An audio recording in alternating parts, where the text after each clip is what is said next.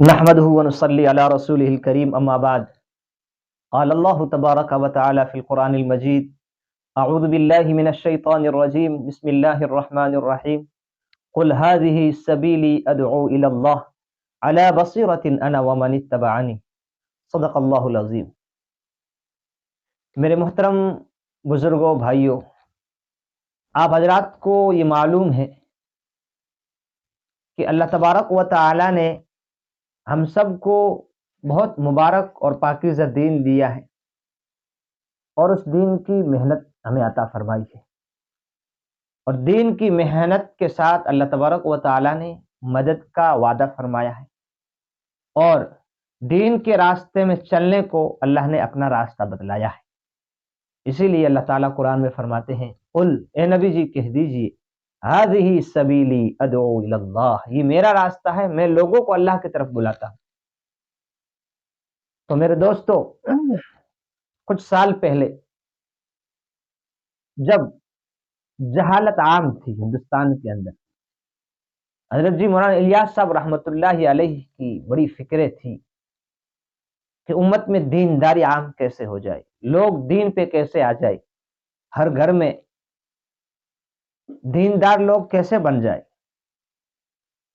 انہوں نے اللہ سے مانگا ہے اس کام کو، اللہ سے دعائیں کی، اللہ تبارک و تعالیٰ نے ان کی دعاؤں کی برکت سے اللہ نے ان کے سامنے یہ کام کھولا، دعوت کا کام۔ اور میں آپ کو یہ بات بھی بتا دوں کہ جب انہوں نے دعوت کا کام شروع کیا تھا، ان کی محنت اور قربانیاں اور ان کی اخلاص کی یہ برکت ہے آج کہ آج سینکڑوں جماعتیں نکل رہی ہیں۔ آج ضلع کے اجتماع میں بھی کئی جماعتیں نکلتی، سینکڑوں جماعتیں۔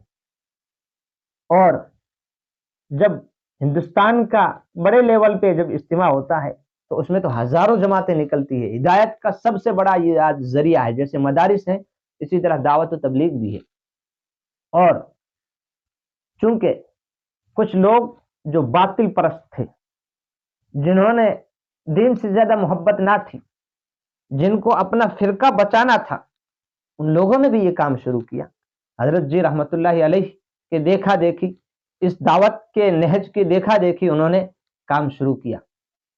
یعنی کچھ مارکیٹ میں چورن بیچنے کے لیے آئے، لیکن جو ہے اللہ تبارک و تعالیٰ نے حق کی محنت کے اندر طاقت رکھی ہے۔ حق جو ہے ابھر کے آتا ہے، باطل کے اندر ابھرنے کی طاقت نہیں، کچھ وقت کے لیے جو ہے نکلتا ہے لیکن اس کے بعد میں وہ ختم ہو جاتا ہے۔ آپ نے دیکھا کہ اہل حدیث غیر مقلدین، انہوں نے بھی اسی نہج پر انہوں نے کام شروع کیا کہ لوگوں کو دین سے جوڑا جائے، دعوت کے نام سے جوڑا جائے۔ بریلوی لوگ، انہوں نے بھی کام شروع کیا، لیکن انہوں نے قافلے کے نام سے شروع کیا، لیکن ان کا کام آج جو ہے، آپ حقیقت میں اگر آپ غور کریں گے تو ان کا کام جو ہے، جیسے یہ دعوت کا کام ہے، اس کے مقابلے میں ان کا کام جو 10% بھی ان کی حیثیت نہیں رکھتا ہے دعوت کے کام۔ لوگ بالکل جو ہے غافل ہو چکے ہیں، اور کئی لوگوں سے ملاقات کی جن کے جو قافلوں کے ساتھ گئے، جن کے چلہ لگا یا جن کے 10 دن 3 دن لگے، ان کی نمازوں کا ٹھکانہ نہیں، انہیں تحیات یاد نہیں، اور انہیں غسل اور وضو کے فرائض معلوم نہیں۔ تو اس لیے آپ سے درخواست ہے کہ چونکہ ہمارے ضلع کا اجتماع جو ہے فتح پور میں ہے، تو آپ حضرات فتح پور میں 1، 2 اور 3 تاریخ کو پہنچنے کی کوشش کریں۔ انشاءاللہ بہت بڑا فائدہ ہوگا، وہاں بڑا مجمع ہوگا، بڑے مجمع کے ساتھ میں ہمیں بھی اللہ سے مانگنے کا موقع ملے گا۔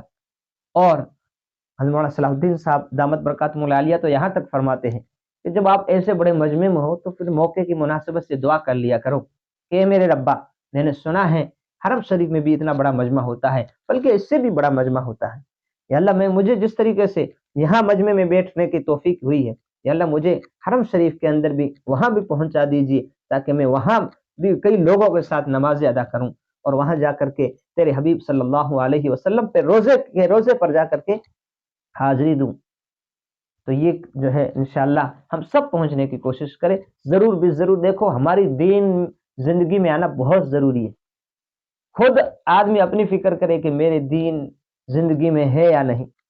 آپ صلی اللہ علیہ وسلم نے تو فرمایا عقل مند وہ ہے جو موت سے پہلے موت کی تیاری کر لے. ہم نے کیا تیاری کی ہے؟ ہم جو ہے دنیا کے کام کو سیکھنے کے لیے سال 2 سال تک محنت کر لیتے ہیں، کئی سال کی پڑھائی تعلیم کرتے ہیں، لیکن دین بہت ضروری ہے، بغیر محنت کے دین نہیں آ سکتا ہے. اس لیے اس کی محنت ہمیں کرنی پڑے گی، اس کے لیے قربانیاں دینی پڑے گی. انشاءاللہ میں آپ سے امید رکھتا ہوں کہ آپ حضرات پہنچ کر کے ضرور بھی ضرور وہاں استفادہ حاصل کریں گے. وما علینا الا البلاغ.